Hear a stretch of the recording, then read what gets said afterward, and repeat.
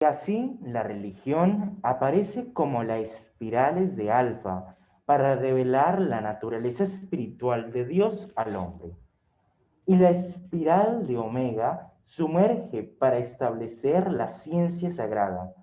Tienes una ciencia, el mundo, pero es una ciencia que se basa en los efectos más que en las causas y en la primera causa. Comprender, oh humanidad, que con la ascendencia de la llama de la madre viene la ascendencia de la ciencia sagrada, que es la presentación de la conciencia madre en todas sus manifestaciones y expresiones. Para la Madre Divina es la ciencia sagrada, y cuando el hombre se da cuenta de su llama, conoce toda la ciencia, la geometría del cosmos, la matemática del número sagrado, de la sagrada pirámide de la vida. Bueno, aquí podemos ver que una es el complemento de otra. La religión está asociada a alfa y la ciencia a omega. Eh, con la siguiente vamos a mirar algo muy importante. Es del poderoso Victory, nos la dio el 22 de mayo de 1977 y dice, cada uno de ustedes está alineado en la ciencia o en la religión, porque estas son las polaridades de alfa y omega. Comprendan entonces que para llevar la verdad en el espíritu y en la materia, a través de los caminos del este y del oeste, debe existir la comprensión. Y aquellos que se especializaron en religión, es decir, esa religión que une el alma al espíritu, debe considerar esa ciencia del espíritu y esa ciencia de la materia de muchas formas, de muchas maneras. Por tanto, para el equilibrio, vengo aquí a aquellos de ustedes que son personas de ciencia para que puedan aprender a conversar en términos de religión. Y aquellos de ustedes que son personas de religión puedan aprender a conversar en términos de la ciencia. Entonces, miren que los maestros incluso nos instan a que trabajemos en los dos campos, no solamente seamos hombres de religión o mujeres, o que solamente de ciencia, sino que trabajemos en los dos. Antes de continuar, queremos hacer una salvedad. Si hay preguntas, las pueden ir haciendo en el transcurso de la conferencia para irlas abordando de una vez. Bueno, entonces al principio habíamos hecho la pregunta acerca de si la religión y la ciencia son tan diferentes como siempre nos han hecho ver. Pero ahora nos podemos dar cuenta que realmente no es que cada una vaya por su lado, sino que más bien se complementan. Entonces se complementan. Y aparte podemos ver en la historia ejemplos de personas que no han tenido una lucha y han decidido escoger solo un camino, sino que han tomado la decisión de ahondar tanto en la religión como en la ciencia. ¿Nos podrías dar un ejemplo de alguna de estas Sí, personas? hay una teoría en la ciencia que es muy conocida, que es la teoría del Big Bang. Esta teoría, que a partir de mediados del siglo XX se planteó, define que el universo se creó con una gran explosión. Esta teoría fue planteada y retomada durante años por científicos como Albert Einstein, entre otros, pero pocos saben que uno de los primeros precursores fue, además de un respetado doctor en física y matemáticas, un sacerdote belga, el sacerdote Georges Lemaitre. Sí, este hombre entre 1927 y 1930 planteó la teoría del Big Bang, que es la teoría científica más aprobada que tenemos sobre la creación. Esta teoría, a pesar de que decimos que la plantea este señor, se puede ver que es más antigua. En un extracto del Zohar podemos leer: el principio se extendió y se hizo un palacio para sí mismo, para su gloria y alabanza. Allí sembró la simiente sagrada. En cuanto entró la simiente, el palacio se llenó de luz. De esa luz emanaron otras luces, chispas que volaron, salieron por las puertas y dieron vida a todo.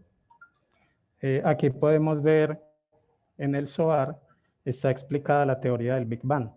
Ustedes saben que el Zohar se escribió por allá en el siglo XIII, o sea, mucho antes inclusive de que se planteara esta teoría.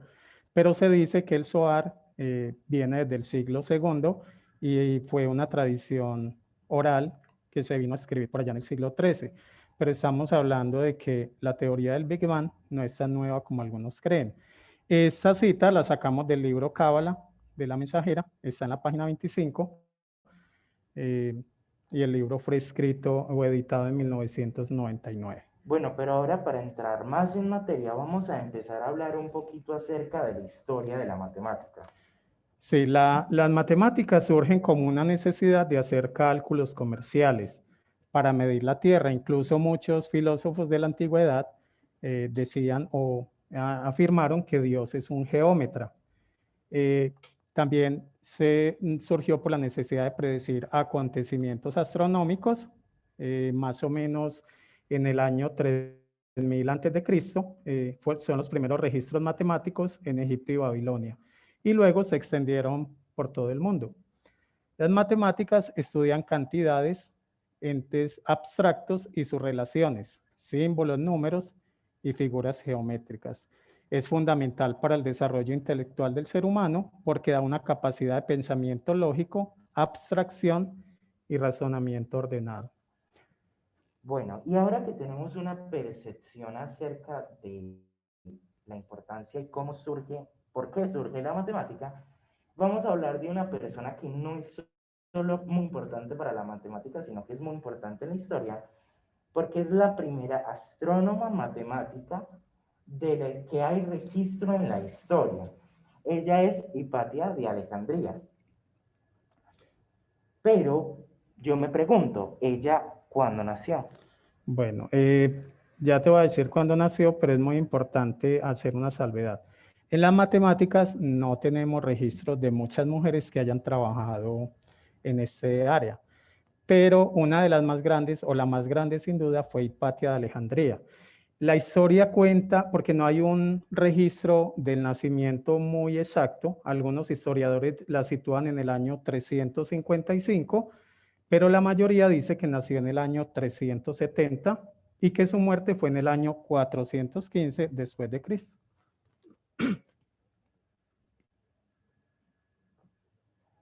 Bueno, entonces ella murió muy joven.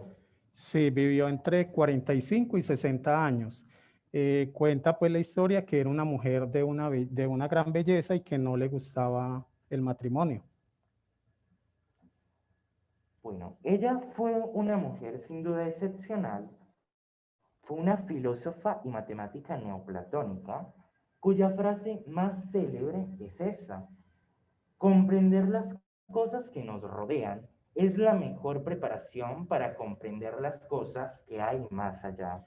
Incluso una eh, de las cosas que perseguimos con esta conferencia es que aprendamos a comprender las cosas que nos rodean a través de la ciencia, para comprender lo que tenemos más allá en el universo. Ella se destacó en los campos de matemática y astronomía. ¿Nos puedes comentar en astronomía cuál fue el legado que nos dejó? Claro que sí, en la astronomía mejoró el astrolabio. El astrolabio es un instrumento que se usa para medir la posición de los astros. Además, inventó un aparato para destilar el agua, un hidrómetro graduado para medir la densidad de los líquidos y un hidroscopio para medir el nivel del agua. Realmente muchos inventos para la época donde ella estuvo, pero en el campo de la escritura también dejó algún aporte. Sí, ella elaboró un canon de astronomía, analizando las tablas del Almagesto de Ptolomeo y cartografió cuerpos celestes. Pero ahora, preguntémonos, ¿cuál es el aporte de ella hacia las matemáticas? Bueno, ella fue hija de Teón. Teón se dice que era uno de los hombres más educados de Alejandría en esa época. Él se dedicaba a transcribir y comentar textos en la biblioteca de Alejandría. Uno de los más conocidos fue Elementos de Geometría de Euclides. ¿Pero su hija le ayudó en esta tarea? Sí, Hipatia realizó el comentario de la aritmética de Diofanto, considerado el padre del álgebra. Ese comentario simplificaba y facilitaba las operaciones matemáticas. También escribió un tratado de 8 libros sobre geometría de las cónicas de Apolonio, donde planteaba nuevos problemas. Pero bueno, estamos diciendo que es una mujer muy excepcional, pero entonces, ¿por qué murió tan joven? A pesar de las creencias que ella tenía, respetaba todas las religiones. Ella aceptaba a sus discípulos que compartieran otras creencias, fomentando la tolerancia. Era muy admirada y respetada en Alejandría. Su ideología estaba fundamentada en conocimientos. Por eso los cristianos la vieron como una amenaza para su naciente religión impuesta en el año 380. Como la religión oficial del Imperio Romano fue la religión católica a partir de ese momento, la asociaron al paganismo y la acusaron de bruja y hechicera. En marzo del año 415, un grupo de fanáticos religiosos la detuvo cuando regresaba a casa. La arrastraron hasta la iglesia, donde fue apaleada hasta la muerte y después la descuartizaron. Sí, ella es conocida por ser la primera mujer científica que destruyó el pensamiento clásico y es considerada una mártir de la ciencia. Un año después de la muerte de Hipatia, fueron destruidos los últimos restos de la Biblioteca de Alejandría.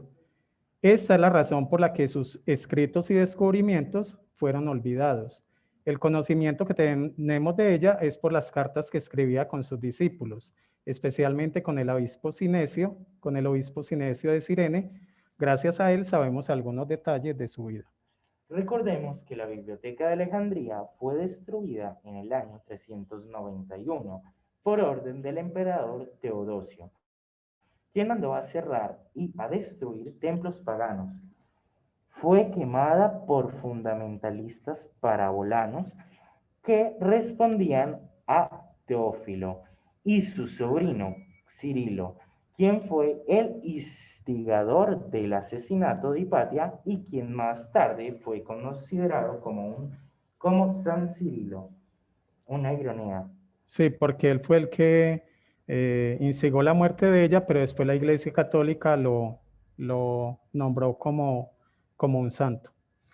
Jaime y Miguel, tenemos la primera pregunta de esta noche de Consuelo. Ella nos pregunta si hay una película sobre ella. Sí. Sí, ya íbamos para ese punto. La película es una película del 2009 dirigida por el director Alejandro Amenábar y la película se llama Ágora. En esta película podemos ver la vida de ella, incluso pues hay cosas que son distorsionadas, hay fechas que no coinciden, pero es una película que recrea la vida de ella, muestran pues la destrucción de la Biblioteca de Alejandría y ahí podemos ver la vida de Hipatia, que es es la mujer más grande en las matemáticas de la cual se tenga historia. Aunque muchas personas no conocen la historia de esta maravillosa mujer, puede recordarnos una de las vidas en la cual ella sí es muy conocida. O sea, como Hipatia no la reconoce mucha gente, pero resulta que tenemos una encarnación de ellas, la cual sí es muy conocida. ¿Nos puedes decir cuál es esa encarnación? Claro que sí. Nosotros la conocemos como madre, nuestra querida mensajera Elizabeth. Bueno, hasta aquí dejamos pues como la historia de Hipatia, que es la mujer que dio los descubrimientos más grandes en matemática, aunque no todos quedaron documentados por la destrucción de la Biblioteca de Alejandría. Ahora vamos a comenzar con matemáticas. Todos conocen los números naturales, el 1, el 2, el 3, el 9, el 0. Conocen los números racionales, 3/4, 2/5, normalmente llamados fraccionarios. Pero también hay un conjunto de números que son los irracionales, que son los números que tienen una cifra de números decimales infinitos y los cuales no son periódicos. Hay algunos muy conocidos como pi, 3,14, que se le atribuye a la escuela pitagórica, de la cual vamos a hablar dentro de 8 días. Hay otro número muy conocido, especialmente entre los ingenieros, que es Euler, el cual es como la aspirina de los ingenieros. Todos debemos de manejar pues el número de Euler. Pero hay otro número que es más especial que todos ellos. Es un número que es casi, se podría decir, perfecto, y es el símbolo que tenemos acá. ¿Nos puedes decir cómo se llama este número? Claro que sí, este número se llama phi. Y por favor no lo confundamos con pi. Phi es un número el cual es irracional. Está representado por esta letra que tenemos acá en honor al escultor griego Fidias. Fue descubierto en la antigüedad como una proporción entre dos segmentos de recta, siendo un segmento más grande que el otro. ¿Cuál es la propiedad? Que si nosotros sumamos los dos segmentos y lo dividimos por el segmento mayor, nos da lo mismo que si dividimos el segmento mayor sobre el segmento menor. Este es el único número cuyo cuadrado se obtiene sumando la unidad y el mismo. Es decir, phi al cuadrado es igual a phi más 1. Si despejamos a la ecuación, nos queda que phi al cuadrado menos phi menos 1 es igual a 0. Para uno poder saber cuál es el valor de phi, tendríamos que factorizar esto, lo que vimos pues desde octavo en el colegio, todos alguna vez aprendimos a factorizar. Entonces, ¿cómo podríamos factorizar este número? Bueno, para factorizar este número vamos a tener que usar la famosa fórmula que en mi colegio le decían la fórmula del estudiante, que es esta, que seguramente todos la hemos visto en el bachillerato. Entonces, la fórmula es que phi sería igual a menos b más o menos raíz cuadrada de b al cuadrado menos 4ac sobre 2a. Y vamos a decir que según la ecuación, a vendría a ser 1, b vendría a ser menos 1 y c vendría a ser menos 1. Y todo esto hay que hacerlo porque no existen dos números que sumados den menos 1 y multiplicados den menos 1.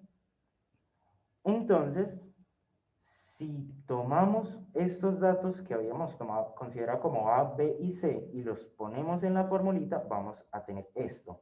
Al simplificar, nos va a quedar 1 más o menos raíz de 5 sobre 2.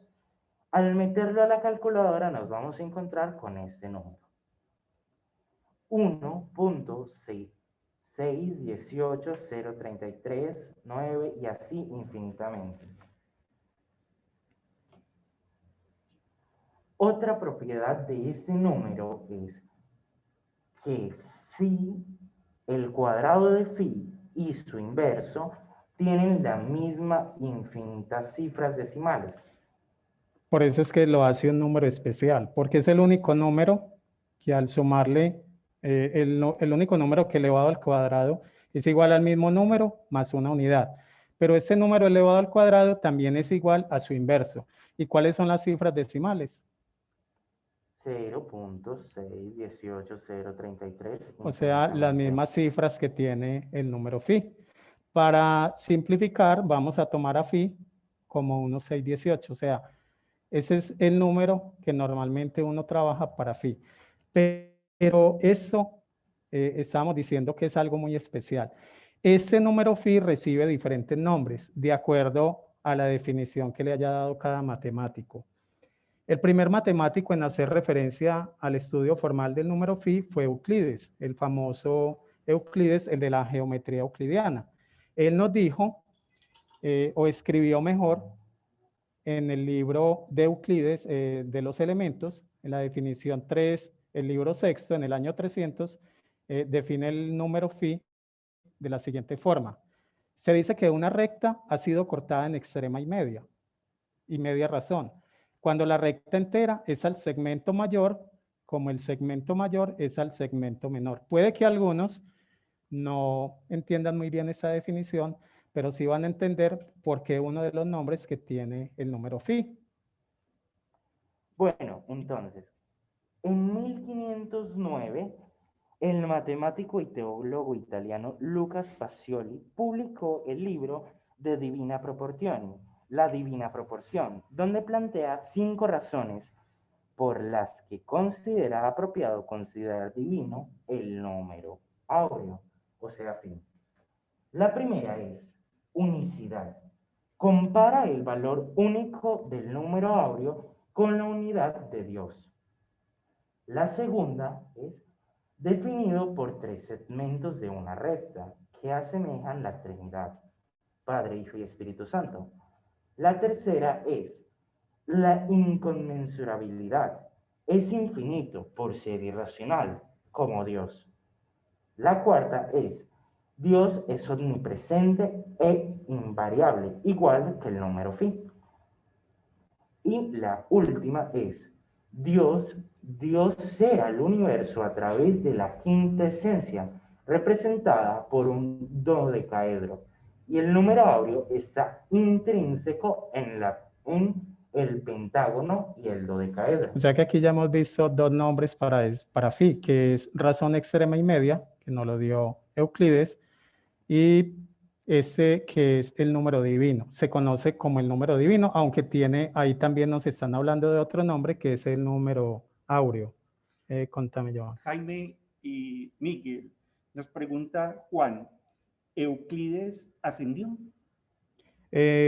Yo busqué en el repositorio de perlas que estoy haciendo la investigación sobre los nombres de la mayoría de los matemáticos que hay pues o que conozco, y de Euclides no dice absolutamente nada.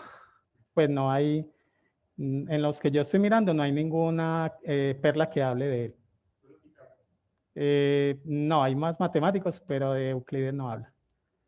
Después, sí, Pitágoras ya está ascendido también. Dentro de 8 días vamos a hablar de él, porque ese sí es más conocido que Hipatia.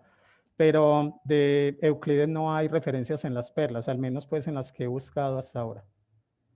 Bueno, ese número tiene otras definiciones. En 1525, el artista más famoso del Renacimiento alemán, Alberto Durero, que también era un pintor, popularizó la denominación de razón áurea por ser un número que parecía perfecto, codiciado como el oro. Enseguida vamos a ver más nombres que tiene este número, pero para seguir ahondando en el número phi, que es un número casi perfecto, por no decirlo perfecto, que de hecho se conoce como un número divino, vamos a hablar de otro tema que tiene que ver con las matemáticas. Hablabas ahorita del dodecaedro y del pentágono. Sí. ¿De pronto vas a hacer algún comentario, alguna aclaración de por qué está intrínseco en estas formas? Bueno, el dodecaedro tiene que ver con otra conferencia que apenas estoy organizando que se llama Geometría Divina.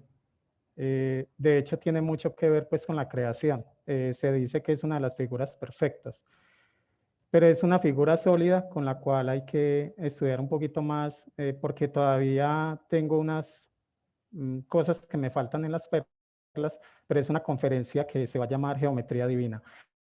Pero en la conferencia dentro de 8 días, cuando hablemos de la representación espiritual, la representación de cada número, desde la enseñanza, qué significa cada número, que no tiene nada que ver con numerología, sí vamos a hablar del pentágono y de la relación que tiene con el número dorado o el número phi que estamos hablando hoy. Entonces, dentro de 8 días sí hablamos del pentágono.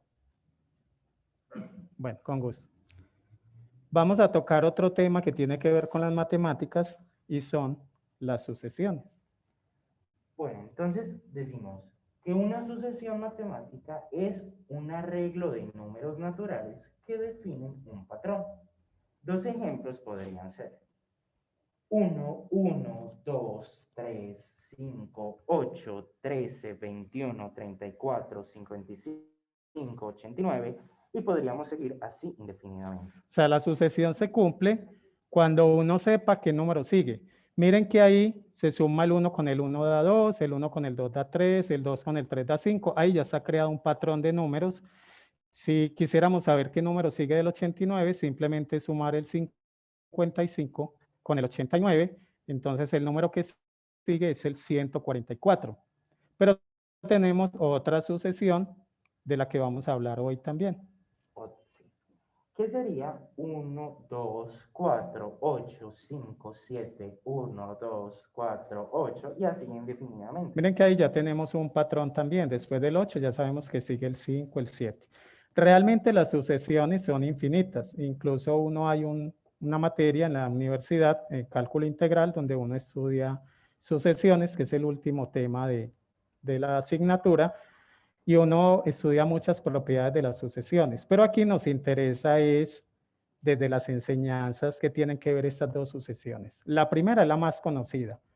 En el colegio nos la enseñan. ¿Cómo se llama esta sucesión, Miguel? Esa sucesión es la sucesión de Fibonacci. Y la segunda, pues no tiene un nombre, porque de hecho normalmente las sucesiones no llevan ningún nombre. Pues yo le di el nombre de la sucesión de la vida, así la vamos a manejar hoy, y enseguida les voy a explicar por qué se llama la sucesión de la vida. Vamos a comenzar con la sucesión de Fibonacci. Bueno, entonces, la sucesión más conocida es la de Leonardo di Pisa, que vivió de 1170 a 1250. Él es más conocido como Fibonacci, por eso esta sucesión recibe este nombre. Cada uno de sus términos es la suma de los dos anteriores, como ya habíamos visto ahorita. El segundo número es la suma de 0 más 1 y así sucesivamente. Entonces, ¿nos podrías explicar cómo se originó esta sucesión?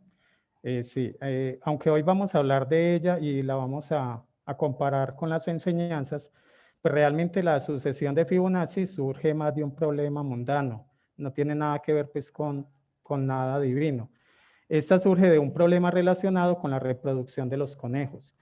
Él planteó este problema en el libro del Ábaco en el año 1202 y simplemente él estudió cómo se reproducen los conejos. Entonces él dice que al primer mes tiene una pareja de conejos, al otro mes sale la primer pareja, ya tenemos dos, después sale otra pareja y ese es la reproducción que cumplen los conejos mes a mes y de esa forma se van reproduciendo. Así fue como surgió, pero tiene algo más especial. Sí, claro, porque aunque aparentemente no le vemos más aplicaciones en este momento, nos vamos a dar cuenta que realmente no solo la vamos a poder aplicar, sino que se aplica en la vida real mucho, a diario. Sí, la primera o una de las situaciones en la vida real donde más se utiliza esta sucesión es en el estudio del genoma humano. Con esta sucesión se logró estudiar la descomposición de la cadena del ADN, pero vamos a ver otras cosas maravillosas que tiene esta sucesión. Ya vimos que la sucesión se forma cuando vamos sumando un número con el anterior, pero vamos a mirar algo que es muy especial en esta sucesión y por lo cual la hace muy importante. Si dividimos un número por el inmediatamente anterior, por ejemplo el 1 dividido por el primer 1 da 1, el 2 dividido por el 1 da 2, el 3 dividido por el 2 da 5, y hasta ahí no vemos nada especial, pero ya cuando empezamos 5 dividido 3 nos da 1.666, 8 dividido 3 nos da 1.6, y si vamos sumando siempre el número con el anterior, mira que llegamos a algo muy particular. ¿A qué se está aproximando este número? Cada vez se aproxima más al número de oro. Así. Sí, esto también pasa si elevamos al cuadrado estos números y los dividimos el número por el anterior. Entonces miren que la razón entre dos números de la serie de Fibonacci nos da el número phi del cual estábamos hablando hace un rato. Por eso esta sucesión también se conoce como la sucesión dorada. Pero hay algo más especial todavía. Mira que los números de esta sucesión, bueno, estos son los nombres que recibe, que hablábamos ahorita. Se recibe el nombre de razón extrema y media, gracias pues a Euclides. También razón áurea, de acuerdo a Durero. Razón dorada, número áureo, número de oro o divina proporción. Los maestros normalmente lo llaman el número áureo. Entonces, ya sabemos que cuando hacemos el cociente entre dos números, llegamos al representamos crear un cuadrado de una unidad. De un cuadrito, ya tenemos 2 cuadrados donde esa base mide 2 centímetros o 2 unidades mejor, porque no estamos hablando de centímetros ni de ninguna unidad, simplemente lo vamos a llamar unidades. Si nosotros miramos el 2, construimos un cuadrado 2 por 2, entonces ya nos quedó de 2 y 1, 3, podemos construir uno más de 3 por 3, siempre vamos a construir cuadrados siguiendo la sucesión de Fibonacci. Entonces ahora construimos uno de 5 por 5, este nos quedó de 5 y 3, 8, entonces construimos uno de 8 por 8, uno de 13 por 13 y uno de 21 por 21. Podríamos inclusive seguir construyendo más cuadrados, pero eso tiene una connotación muy especial. Este rectángulo que todos ven tiene un nombre, que es el rectángulo áureo. Cada que tengamos un rectángulo áureo, es un rectángulo perfecto. También tenemos triángulos áureos, de los cuales pues hoy no vamos a hablar, pero hay otra particularidad con el rectángulo áureo.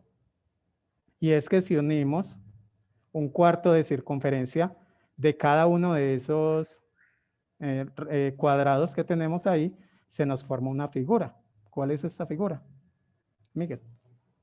Es una espiral. Una espiral. Esta espiral se conoce como la espiral logarítmica en matemáticas. En las enseñanzas, los maestros le dan otro nombre que más adelante vamos a mirar cuál es ese nombre.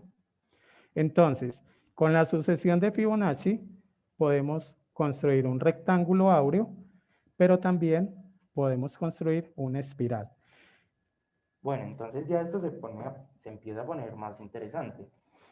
Yo creería que deberíamos empezar a ver dónde en la realidad lo podemos encontrar. Entonces, ¿qué tal si con la imaginación nos devolvemos en el tiempo para ver en qué lugares podemos encontrar esto de la arquitectura antigua? Sí, en la arquitectura ha sido muy utilizado tanto el rectángulo áureo como la espiral.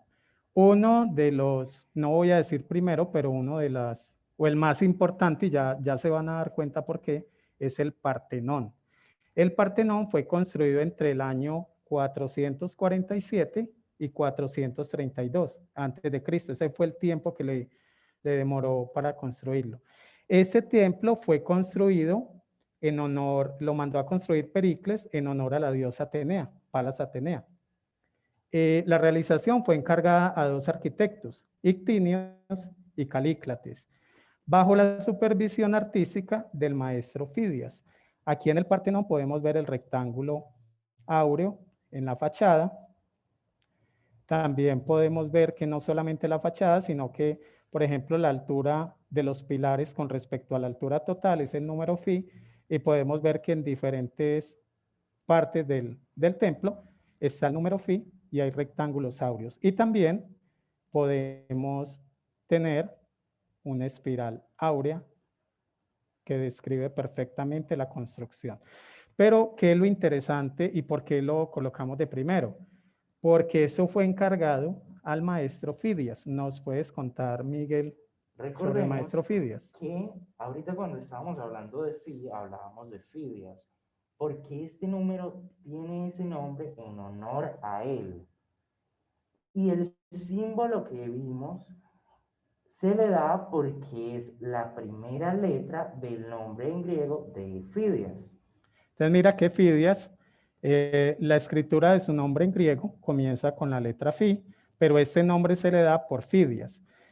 ¿Por qué es tan importante para nosotros Fidias? No solamente porque el número Fi lleva su nombre, sino porque ahorita decíamos que cuando hablamos de Hipatia, que es una encarnación de nuestra mensajera.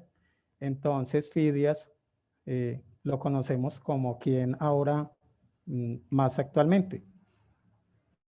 Fidias vendría a ser el amado Serafis Bey. Esta fue una encarnación del amado maestro Serafis Bey, y recuerden que el templo fue construido en honor a Palas Atenea, que es la llama gemela del Maha Chohan.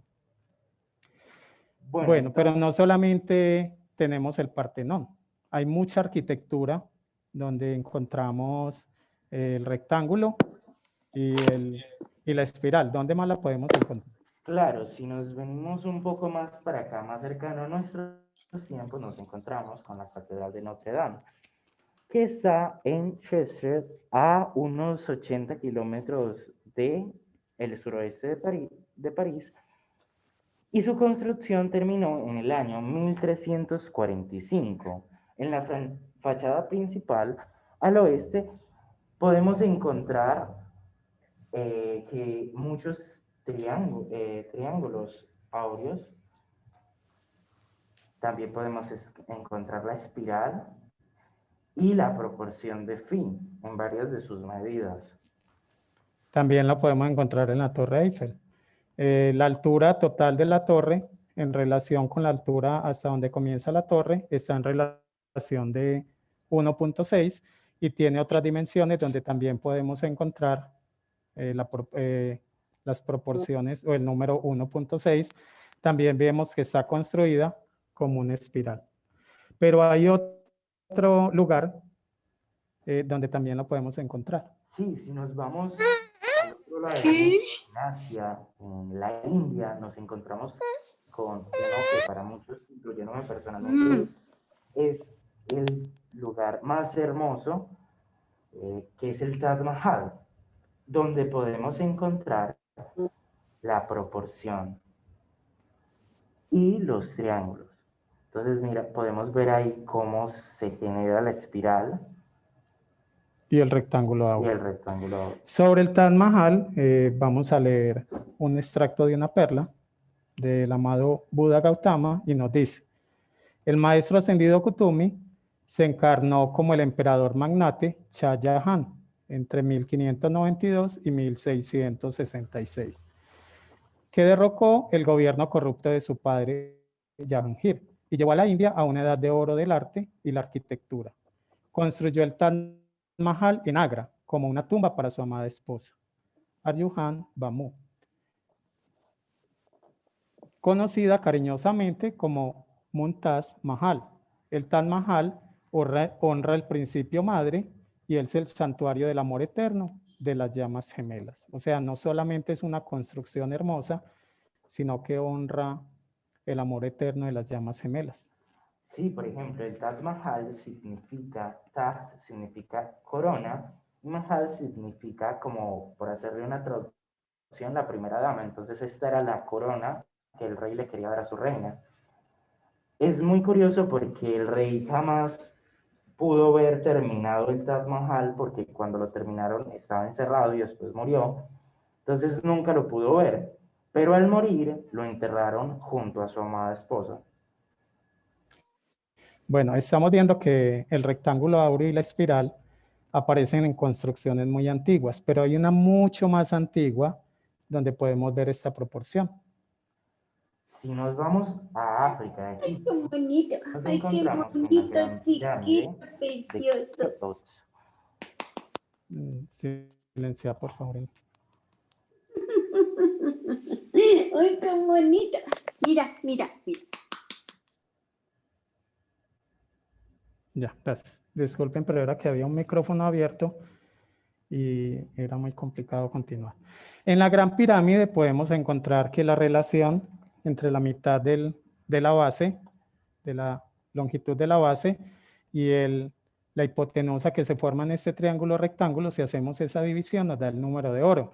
Estamos hablando de la Gran Pirámide. La Gran Pirámide aparece, es algo maravilloso que a todos nos lleva mucha inquietud y se cree que tiene más de 4.000 años, pero hay un historiador que en épocas muy recientes descubrió que la erosión de la Gran Pirámide y de la meseta de la Esfinge no fueron ocasionadas por el aire, porque la erosión que tiene no es horizontal, sino vertical. La teoría que él tiene es que la Gran Pirámide y la Esfinge están erosionadas es por el agua y no llueve de forma abundante en Egipto desde el diluvio. Entonces, la teoría que él tiene es que esas construcciones tienen más de 14.000 años. Sin embargo, vemos que tienen el número dorado en sus dimensiones. Para terminar con la arquitectura, no porque no hayan más, sino por cuestiones de tiempo, porque de hecho hay muchas construcciones nuevas. El edificio de la ONU es un rectángulo áureo. Vamos a mirar una más que es una espiral, que es la escalera Bramante. Esta escalera se encuentra en la Biblioteca del Vaticano y está construida en forma de espiral. Bueno, en este momento todos ustedes, tanto los que están aquí presentes como los que están de forma virtual, tienen un rectángulo áureo en alguna de sus pertenencias. Sí, el documento de identidad, las tarjetas de crédito, las identificaciones, la cédula, todos estos elementos están formados por triángulos áureos, Rectángulos áureos. rectángulos áureos. Bueno, ya vimos que en la arquitectura encontramos muchas expresiones del rectángulo áureo y del número pi. Sí, pero también se puede encontrar en la naturaleza. Claro que sí. Tanto el rectángulo como la espiral, más que todo la espiral. Entonces, para mirar el reino animal, vamos a comenzar con un animal que muchos conocen. Es el Nautilus. El Nautilus, hace millones de años, antes de la aparición de los peces, en la familia de los cefalópodos, había muchas especies de animales con concha en forma de espiral logarítmica. En la actualidad hay un fósil, se llama un fósil porque tiene más de 400 millones de años. Es familiar de los pulpos y los calamares. El Nautilus es el único sobreviviente de animales marinos en otro tiempo abundante. Lleva 400 millones de años deambulando en el océano. Una particularidad es que él nada de espaldas. Él no nada hacia adelante, sino hacia atrás.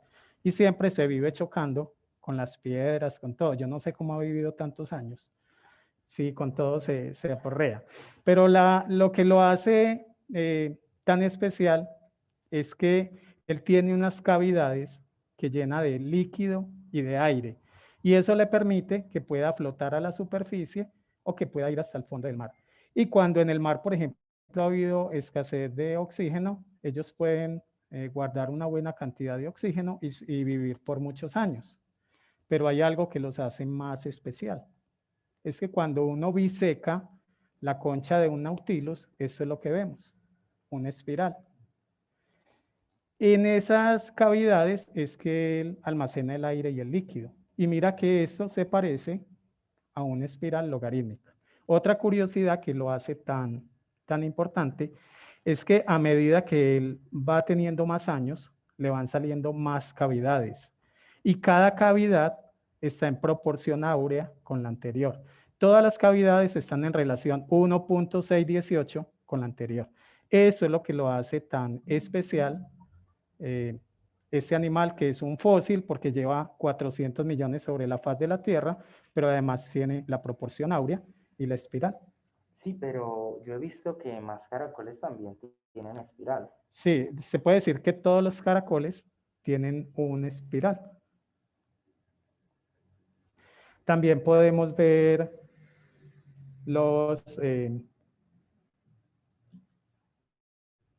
este es un carnero o mufón de Edal, es muy popular en las cordilleras montañescas subárticas que se extienden desde Alaska hasta Canadá.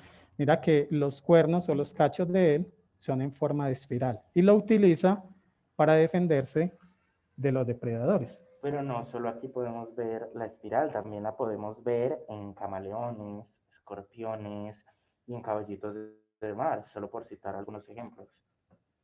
Sí, y hay un animal muy especial en el cual podemos ver la razón áurea. Claro, en las abejas. Además de producir miel, estas están fielmente regidas por reglas matemáticas. Como podemos ver acá, los paneles están formados por celdillas perfectamente hexagonales. Los hexágonos son polígonos regulares que permiten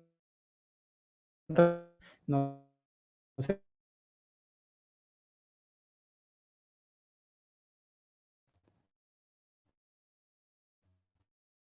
el hexágono entre las figuras planas es una figura, estos pequeños seres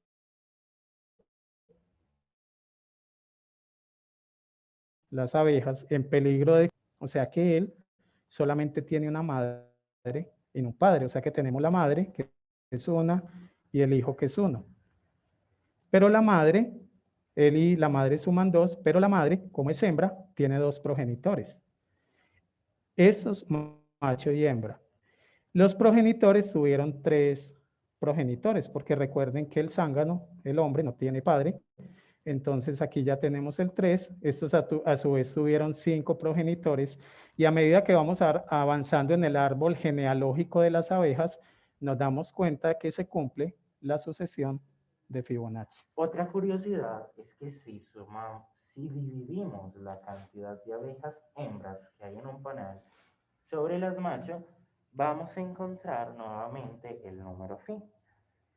Pero bueno, ¿qué dicen los maestros acerca de este animal tan curioso? Bueno, hay una perla del amado Lanelo del 1 de marzo del 2003 y nos dice: mientras contemplo los lejanos confines del cuerpo de los portadores de luz sin ascender, pienso en la jerarquía de la colmena importada de Venus, el diseño hexagonal que simboliza la estrella de 6 puntas. Esta estrella la vamos a hablar más adelante. La convergencia de los triángulos de espíritu y materia. Si ustedes se han de pronto detenido a mirar o han tenido pues como la curiosidad en algunos decretos, se habla mucho de matemática y geometría. Incluso hay llamados que hablan de geometría. Ahorita vamos a ver cuál es el significado de esa estrella de 6 puntas, desde la parte pues de los maestros. Bueno, el reino vegetal se podría decir que es el que más nos trae ejemplos de la espiral. Bueno, entonces aquí vemos una suculenta de aloe, las espinas dispuestas en forma de espiral de un cactus. Aquí en la primera imagen tenemos una suculenta, Sí. como dice Miguel, que es un cactus. Miren la forma en que están dispuestas las espinas del cactus. También un brócoli romanesco, este es un brócoli romanesco, un helecho y un helecho de la selva tropical de Indonesia. Disculpen un momentico, apagamos el micrófono, que hay mucha interferencia.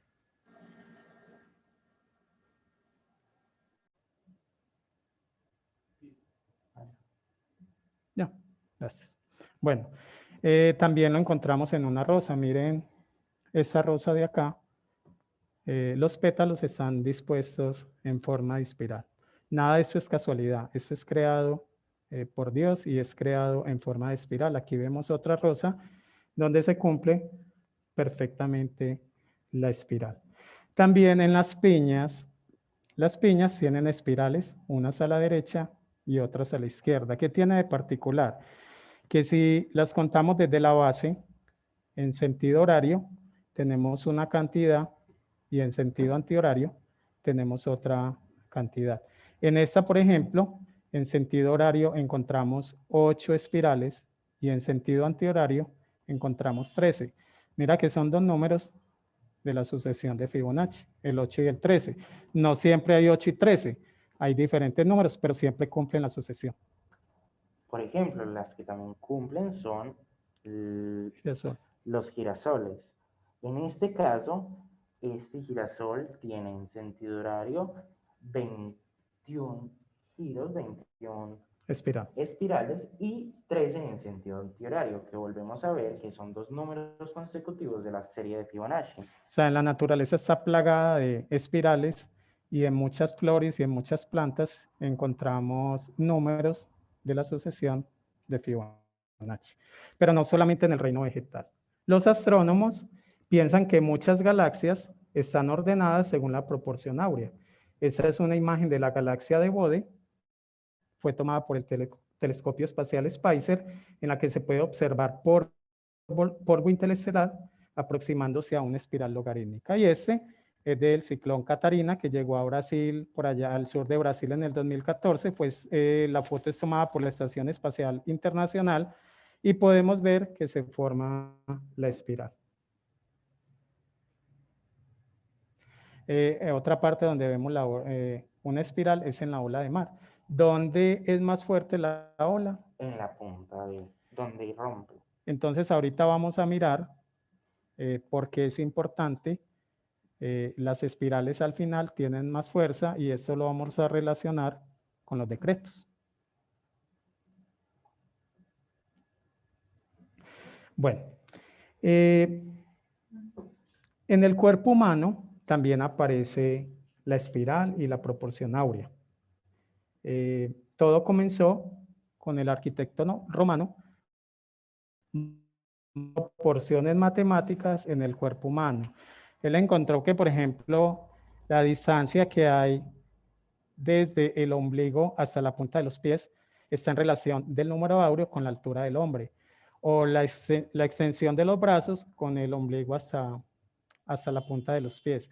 En el cuerpo humano se encuentran diferentes proporciones áureas y esto es lo que se considera un cuerpo perfecto.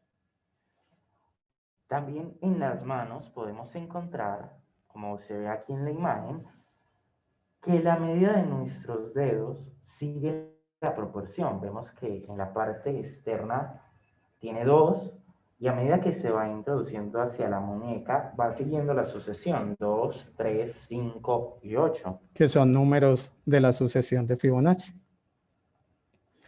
Se dice que la dentadura perfecta es la que tiene la proporción áurea entre los dos primeros dientes y el final de la boca, o los dos primeros dientes. De hecho, cuando estaba buscando pues sobre ciencia que había sobre el cuerpo humano, encontré una tesis doctoral de una persona que estudió odontología, donde toda su tesis tiene que ver con el número áureo y la proporción áurea.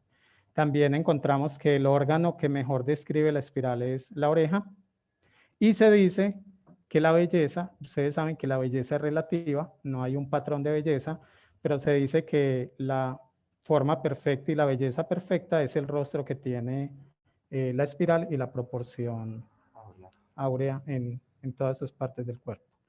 Pero también lo encontramos en el arte.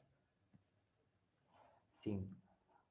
Uno de los mayores exponentes y quien más usó esta proporción fue Leonardo da Vinci. Tres de sus pinturas más famosas, El hombre de Vitruvio, La Mona Lisa, La Última Cena, demuestran cómo usaba estas proporciones. Podemos ver aquí en La Última Cena, la espiral y las proporciones áureas. En la creación de Adán, pintada por Miguel Ángel, también podemos ver cómo se usan las proporciones.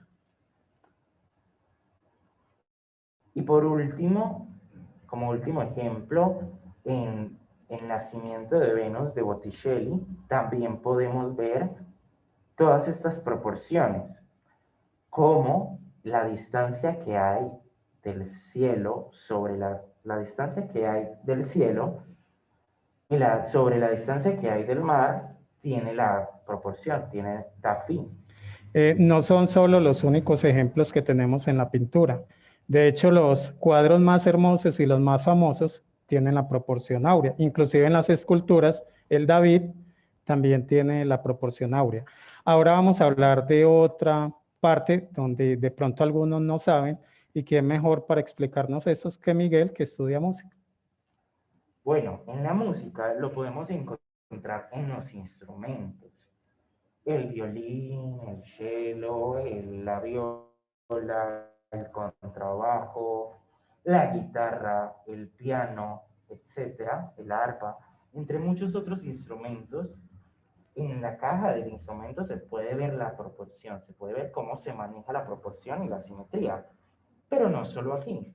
Lo que pasa es que en la música realmente se viene haciendo un uso deliberado de esta proporción a partir del siglo XX. A partir del siglo XX se empieza a tener el estándar de usar la proporción áurea como estructura de las piezas musicales. Por ejemplo, Debussy la usaba mucho. Era casi que en todas sus obras usaba la proporción áurea para para demarcar la estructura musical de sus obras.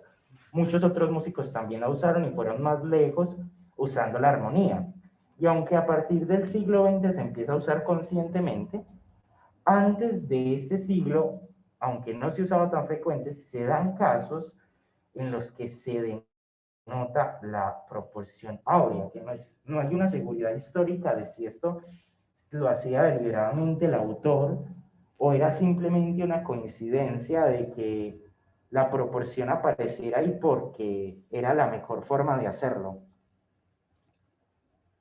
Bueno, entonces para terminar vamos a ver 3 ejemplos más de donde aparece el rectángulo áureo o la espiral logarítmica. Espero no te asombres, pues está más cerca de lo que cada uno cree. Bueno, para comenzar con los 3 últimos ejemplos, la BBC publicó un estudio fue hecho en el 2012, fue hecho a 500 mujeres por un grupo de ginecólogos, fue en Bélgica. El estudio dice que la relación entre el largo y el ancho del útero de las mujeres es 2.0 al momento de nacer y decrece a medida que aumenta la edad de la mujer. Entre los 16 y 20 años, que es la edad fértil de las mujeres, las dimensiones del útero son de 1.6 y a edad más avanzada es de 1.46. O sea que en el útero de la mujer, en la edad fértil, también podemos ver el número áureo. ¿Y dónde más lo podemos ver? Que dijimos que eran 3 ejemplos para finalizar. También lo podemos ver en el sistema solar. Siempre nos han enseñado un sistema solar con los planetas girando en torno al Sol en parábola. En forma de elipse. elipse. Incluso, perdón, cuando vean la película Ágora, si la ven, recuerden que primero se decía que los planetas giraban alrededor de la Tierra en forma de círculos. Como no había forma de explicar por qué habían días más largos, días más cortos, se inventaron los epiciclos, que son círculos alrededor de los círculos que ellos formaban. Y fue Hipatia la primera que empezó a estudiar con las cónicas y a decir que el universo giraba en forma de elipse, como lo vemos acá. Pero entonces, ¿cómo así que el sistema solar describió una elipse, Miguel? Sí, porque no hay que olvidar que nuestro sistema solar está en la Vía Láctea y el Sol está girando en torno a nuestra Vía Láctea.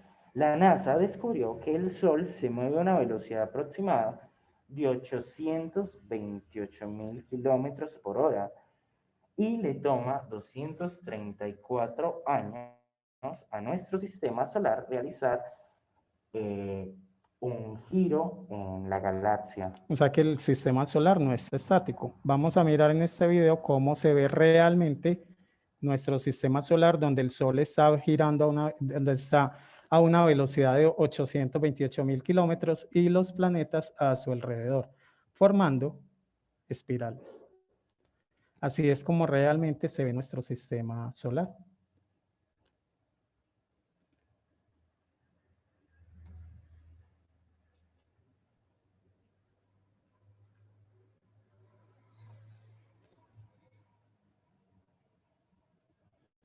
Aquí vemos el planeta, el sistema solar, donde el Sol, repito, está a una velocidad de 828.000 kilómetros y todos los planetas alrededor de este, pero van formando una espiral. Bueno, ahora para terminar, ¿saben cómo nos vemos cuando caminamos en línea recta? Bueno, esta es una representación que se hizo en Descartes JS. Es un objeto interactivo de aprendizaje que se utiliza en las universidades para enseñar matemáticas, pero lo quise traer a colación porque incluso pues la hormiga me llamó mucho la atención. Recuerden lo que nos dice el Moria de las hormigas que nos pueden traer un mensaje. Resulta que esa imagen, que la voy a recrear acá en forma de video, pues porque no tenía la forma de abrirlo acá, es más fácil haber grabado el video. La hormiga está caminando en línea recta, pero siempre nos vamos a ver así cuando estamos en línea recta. No. ¿Por qué? Porque estamos en un planeta que está girando.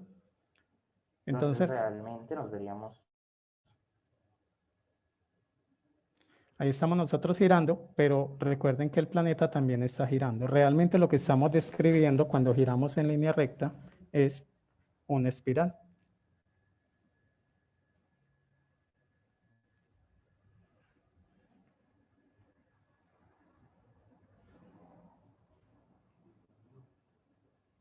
Entonces miren que la espiral, el número áureo, está más cerca de nosotros de lo que nos imaginamos.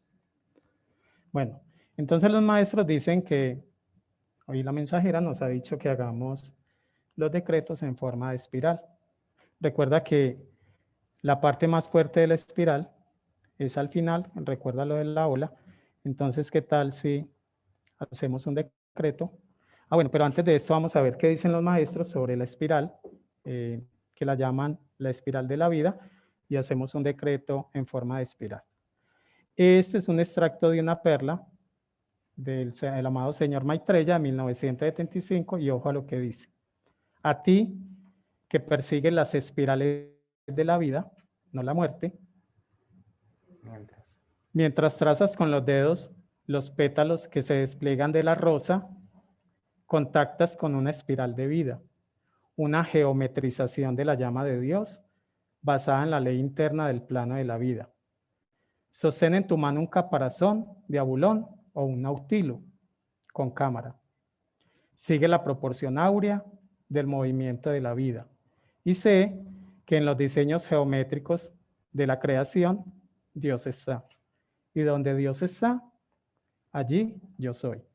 He aquí, el yo soy el que yo soy está dentro de ti, como ley, como geometría, como ciencia del ser. Entonces miremos que aquí los maestros, el amado señor Maitreya nos invita pues a pasar los dedos por una rosa, por un nautilo. Es difícil pues, pero que sigamos la proporción áurea y que entendamos que en todas esas maravillas Dios está. O sea, que nada de lo que hemos dicho pues es casualidad, aunque hay muchos matemáticos que dicen que eso son solamente casualidades, todo lo que hemos hablado de la proporción áurea. Miremos este extracto de esta perla del amado Jesucristo para que se convenzan que aquí no hay nada que no tenga que ver con las enseñanzas. Y esa armonía consiste en una fórmula matemática, mediante la cual el aumento de luz, banda sobre banda, esfera sobre esfera, es capaz de contener y retener esa luz, aumentando desde el centro del Sol y multiplicándose por el factor de la geometría misma de Dios. Y por lo tanto, ven, hay una proporción áurea en la relación de estas bandas de la gran cuerpo causal. O sea, ¿de qué nos está hablando aquí Jesús? De la presencia yo soy y de las bandas de la presencia yo soy. Él dice que esas bandas están en proporción áurea. Ya sabemos cuál es esa proporción. Y miren lo que nos dice el amado el anhelo, y mucho ojo con ese extracto de esta perla. Queridos, después de todo, la hipocresía de la mente, perdón, es que no veo, no hay forma de correr esto acá. Perdón, vuelvo y comienzo. Queridos, después de todo, la hipocresía de la mente mortal debe ser desafiada. ¿Quién puede ponerse de pie y burlarse de la ascensión y decir, ¿dónde está? ¿Dónde está abajo? Bienaventurados. No por la lógica de la mente carnal puede ningún hombre, sin importar su posición, negar la ciencia absoluta de la ascensión. La ciencia absoluta del verbo encarnado, de la llama triple y de la llama en el fuego blanco, núcleo del sol. De presión uniforme que sostiene el planeta bajo tus pies. Amados, debo decir que la ciencia solo ha postulado explicaciones para los fenómenos externos, pero la ley interna de la causa detrás del efecto permanece intacta. Porque Dios ha escondido su ciencia en un misterio, el misterio de una rosa y de un ciclo dorado, una pirámide dorada y una proporción áurea. De hecho, perlas que hablan sobre la proporción áurea, la espiral, son muchas. Lógicamente, pues por motivos de tiempo, no podemos traerlas todas. Pero entonces ahora, ¿qué tal, Miguel? Ahora sí, si hacemos un decreto en forma de espiral. Lo vamos a empezar lento, vamos a hacer el perdón 9 veces. Lo vamos a hacer de forma lenta, como la sucesión de Fibonacci, y después vamos a ir aumentando. Recuerden que la parte más fuerte de la ola es al final, cuando está la espiral más alta. Entonces, ahí es donde se tiene que sostener con mayor fuerza. Entonces, claro. lo vamos a hacer 9 veces. Primero lo vamos a hacer de forma lenta y lo vamos a ir aumentando. Yo soy el perdón aquí actuando, arrojando las dudas y los temores. La victoria cósmica despliega sus alas, liberando por siempre a todos los hombres. Yo soy quien invoca con pleno poder en todo momento la ley del perdón. A toda la vida y en todo lugar inundo con la gracia del perdón. Yo soy el perdón aquí actuando, arrojando las dudas y los temores. La victoria cósmica despliega sus alas, liberando por siempre a todos los hombres. Yo soy quien invoca con pleno poder en todo momento la ley del perdón. A toda la vida y en todo lugar inundo con la gracia del perdón. Yo soy el perdón aquí actuando, arrojando las dudas y los temores. La victoria cósmica despliega sus alas, liberando por siempre a todos los hombres. Yo soy quien invoca con pleno poder en todo momento la ley del perdón. A toda la vida y en todo lugar inundo con la gracia del perdón. Yo soy el perdón aquí actuando, arrojando las dudas y los temores. La victoria cósmica despliega sus alas, liberando por siempre a todos los hombres. Yo soy quien invoca con pleno poder en todo momento la ley del perdón. A toda la vida y en todo lugar inundo con la gracia del perdón. Yo soy el perdón aquí actuando, arrojando las dudas y los temores. La victoria cósmica despliega sus alas, liberando por siempre a todos los hombres. Yo soy quien invoca con pleno poder en todo momento la ley del perdón. A toda la vida y en todo lugar inundo con la gracia del perdón. Yo soy el perdón aquí actuando, arrojando las dudas y los temores. La victoria cósmica despliega sus alas, liberando por siempre a todos los hombres. Yo soy quien invoca con pleno poder en todo momento la ley del perdón. A toda la vida y en todo lugar inundo con la gracia del perdón. Yo soy el perdón aquí actuando, arrojando las dudas y los temores. La victoria cósmica despliega sus alas, liberando por siempre a todos los hombres. Yo soy quien invoca con pleno poder en todo momento la ley del perdón. A toda la vida y en todo lugar inundo con la gracia del perdón. Yo soy el perdón aquí actuando, arrojando las dudas y los temores. La victoria cósmica despliega sus alas, liberando por siempre a todos los hombres. Yo soy quien invoca con pleno poder en todo momento la ley del perdón. A toda la vida y en todo lugar inundo con la gracia del perdón. Yo soy el perdón aquí actuando, arrojando las dudas y los temores. La victoria cósmica despliega sus alas, liberando por siempre a todos los hombres. Yo soy quien invoca con pleno poder en todo momento la ley del perdón. A toda la vida y en todo lugar inundo con la gracia del perdón. Si en la vida encontramos la espiral en todas partes, es bueno también que hagamos los decretos en espiral.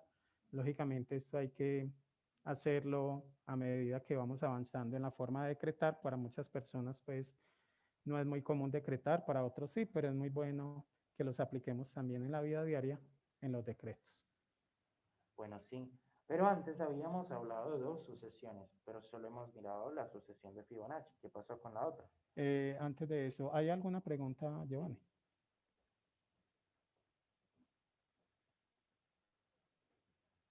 Tenemos por acá una pregunta sobre cómo...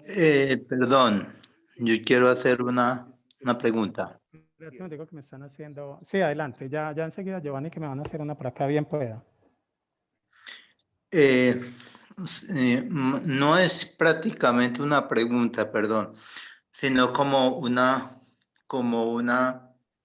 digamos, una acción que nosotros debemos de tener en cuanto a los decretos. Yo he venido observando que sinceramente el director del servicio, por cuestiones de que en verdad nosotros iniciamos este sistema de la ciencia, la palabra hablada, nosotros iniciamos sin ninguna información. Más se fue adquiriendo una forma como innata que nosotros traíamos. Y uno ve cómo el director del servicio necesita para el avance que nosotros buscamos.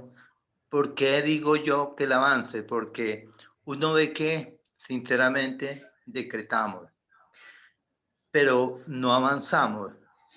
Entonces, ahora que se está decretando, que hicimos la ley del perdón, nosotros comenzamos en un ritmo armonioso. De un momento para otro, nosotros saltamos como del 5 al 10, pero nosotros no notamos eso, sinceramente, porque de verdad estamos aprendiendo.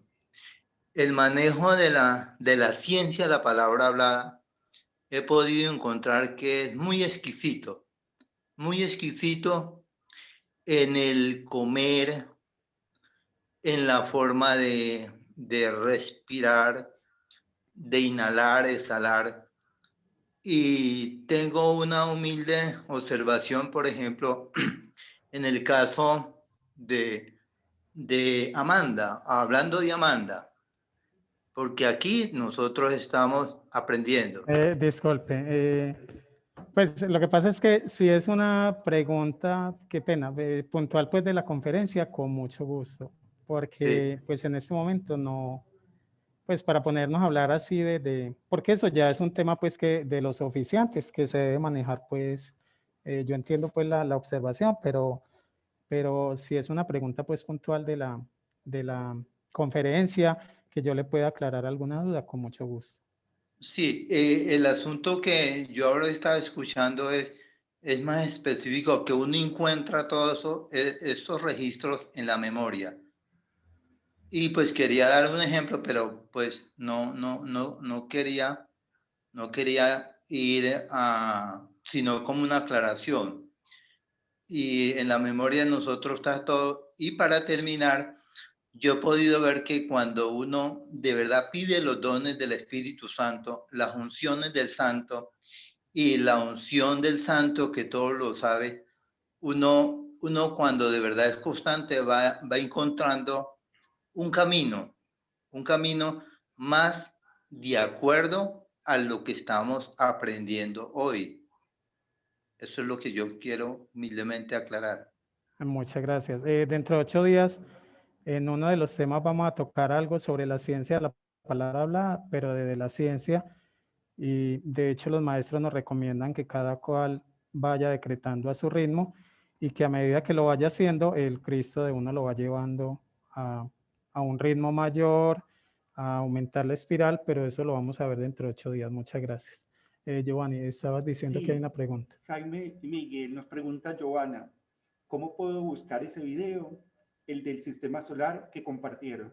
Bueno, ese es fácil de encontrar, solamente le das en YouTube Sistema Solar en Movimiento o en espiral y vas a encontrar, de hecho pues este es un pedacito, porque aquí no tenemos todo el video, este es un video que está en inglés, no sé si alcanzaron a ver que salió una letra en inglés, pero hay varios videos, porque ya es una teoría pues que ya está muy demostrada, donde el sistema solar no está estático, sino que se está moviendo, solamente es que le des en YouTube Sistema Solar en Movimiento o en espiral y vas a encontrar una buena cantidad de videos de este tema.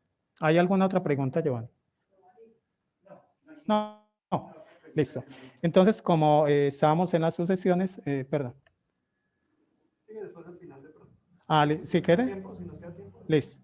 Entonces, la otra sucesión, que la llamábamos la sucesión de la vida, es esta sucesión, que comienza con el 2, 4, 8, como la vimos ahorita. A ver, ¿por qué yo la llamo la sucesión de la vida?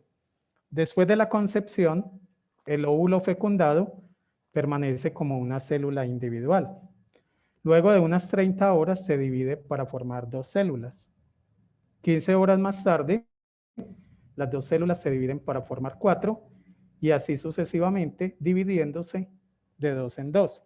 Entonces se forman 2 células, después 4, 8, 16, 32, 64, 128, 256. Entonces, ¿de dónde salen estos números? Miren que al multiplicar 1 por 2 nos dio 2. Al multiplicar 2 por 2 nos dio 4. 4 por 2, 8. Por 2, 16. Por 2, 32, 64, 128. Y así se va reproduciendo la célula. Pero si nosotros miramos, el primer número es 2. Cuando multiplicamos por 2, cuando se dividió en otras 2, sale el 4, después el 8, pero cuando llega a 16, 1 más 6 es 7. Y 32, 3 más 2 es 5. Y miren que ahí se está yendo la sucesión. 64, 6 más 4 da 10 y 1 más 0 da 1. Y ahí comienza nuevamente el ciclo. 128. 1 más 2, 3 más 8, 11 y 1 más 1, 2. El 128 es, perdón, el 256 es 2 más 5, 7 y 6, 13, o sea, 2, 1 y 3 da 4. Y así sucesivamente. Y miren que la sucesión se repite. 2, 4, 8, 7, 5, 1, 2, 4, 8, 7, 5, 1. Entonces, esta sucesión tiene varias cosas muy especiales.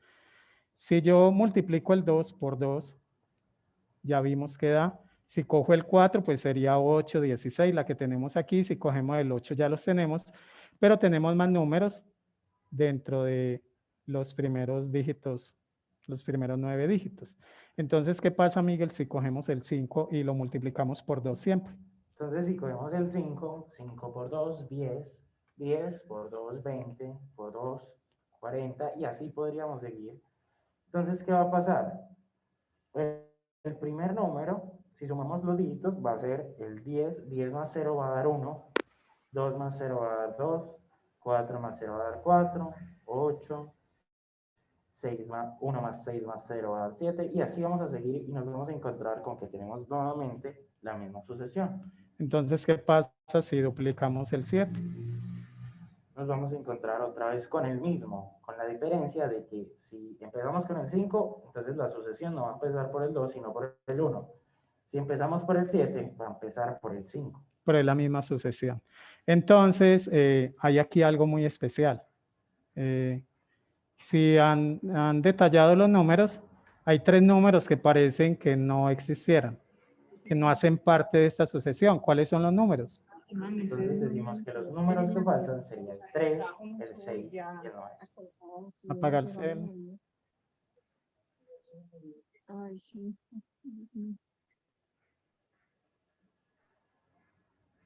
Gracias. Bueno, entonces vemos que aquí no aparece el 3, 6 y 9. Entonces vamos a mirar qué pasa si duplicamos el 3.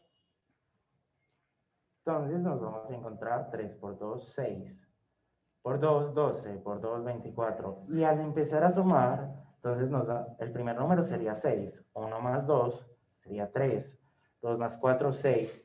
Y nos vamos a encontrar con que va a ser 6, 3, 6, 3, 6, 3. No aparece qué número. El 9. Entonces vamos a hacer lo mismo con el 9. 9 por 2, 18, por 2, 36, por 2, 72, con una particularidad. Que el 9, no importa por qué número lo sumemos o lo multipliquemos, lo dividamos, siempre va a dar 9. Gautama Buda, pues dentro de 8 días vamos a ver esto, nos dice que el 9 es un número mágico. Si ustedes ven, el 9 es una espiral. Y vamos a llevar esto lo hice pues en GeoGebra, que es un programa que se utiliza en geometría.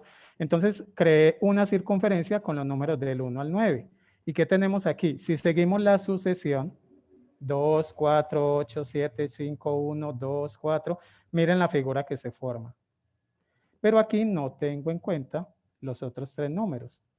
Entonces, cuando unimos el 3, el 6 y el 9, miren la figura que se nos forma. Un triángulo con punta ascendente. Con un triángulo con punta ascendente. ¿Y qué nos dicen los maestros de este triángulo? El imán que creas dentro del chakra del corazón es el triángulo ascendente. Y cuanto más medites en él, más te convertirás en la realidad de la dimensión de la Santísima Trinidad, encarnada en la llama trina, en la cámara secreta del corazón. La presencia de este campo de fuerza, de este triángulo, combinado con la llama viva, yo soy el que yo soy, atraerá el triángulo descendente de la conciencia de Dios hacia el chakra del corazón. Y esta función del creador y la creación a través de la intersección del ser crístico es el fundamento mediante el cual el aura del hombre se convierte en el aura de Dios. Aquí lo que nos están hablando los maestros y el amado Dualkul es de la estrella de David. Nosotros con los números 3, 6 y 9, recuerden que los maestros nos recomiendan hacer los decretos en múltiplo de 3, formamos el triángulo ascendente. Nosotros llevamos toda esa energía hacia Dios. Y la respuesta de Dios a nosotros es el triángulo descendente, que entre otras cosas lo vemos de esta forma en el chakra del corazón, donde tenemos el yo soy el que yo soy entre los dos triángulos, y esa es la estrella de David, de la cual vamos a ampliar un poquito más dentro de 8 días. Por cuestiones de tiempo, pues teníamos, porque aquí lo que sigue es que vamos a hablar de por qué se deben de repetir los decretos. Ya vimos que es ideal hacerlos en múltiplos de 3, 6 y 9. Dentro de 8 días vamos a ver qué dicen los maestros de esto y vamos a explicar desde la ciencia por qué es importante repetir los decretos. También vamos a ver qué es la ley del karma, explicada desde la ciencia. Vamos a ver la ciencia de la palabra hablada, que como estoy diciendo es una ciencia. Vamos a ver desde la parte científica por qué los maestros nos piden hablar en voz alta. Pues que lo ideal es hacer los decretos en voz alta, aunque cuando no se puede, pues no hay problema en hacerlos de forma mental. Pero científicamente hay una explicación para esto. Vamos a mirar cómo es arriba es abajo. Y también vamos a ver, como decía ahora, la representación de los números. Entonces, para terminar, si hay alguna pregunta, y si no, para dejar ahí. ¿No hay más preguntas? Bueno, les agradecemos por la compañía. De todas formas, tenemos mucho material, pues no sé si lo alcancemos a abarcar dentro de 8 días, pero lo importante es darles un antojito para que ustedes miren que la ciencia y la religión van de la mano y que podemos estudiar ciencia desde las enseñanzas de los maestros, tanto en las perlas como en los libros, y que todo esto está demostrado científicamente. Muchas gracias a todos, que Dios los bendiga y nos vemos dentro de 8 días. Muchas gracias. Vamos a ver. Muchas gracias. Con mucho gusto.